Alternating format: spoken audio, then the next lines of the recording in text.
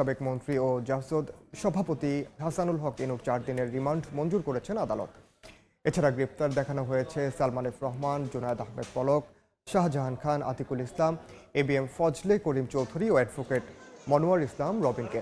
সকালে ঢাকার সিএমএম আদালতে প্রত্যেককে হাজির করে নতুন মামলায় গ্রেফতার দেখানোর আবেদন জানান মামলার তদন্তকারী কর্মকর্তা। পরে শুনানি শেষে হাসানুল হক ইনুকে 4 দিনের রিমান্ড ও বাকিদের গ্রেফতার দেখিয়ে কারাগারে পাঠানোর নির্দেশ দেন আদালত।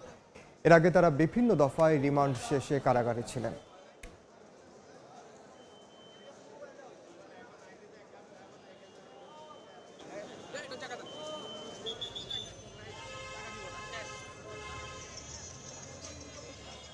গুলশান থানায় একটি হত্যা মামলা। এই মামলায় এজাহারভুক্ত আসামি হাসানুল হক ইনু, তার বিরুদ্ধে তদন্তকারী কর্মকর্তা 10 দিন রিমান্ড প্রার্থনা করেন তাকে জিজ্ঞাসাবাদ করার জন্য। যেহেতু এজাহার নামী আসামি এবং এই ঘটনার সঙ্গে তার সম্পৃক্ততা পাওয়ার কারণে এবং অন্যান্য বিষয়গুলি আদালতের সামনে উপস্থাপন করার জন্য তদন্তের স্বার্থে তাকে 10 দিনের রিমান্ড প্রার্থনা করা হয়।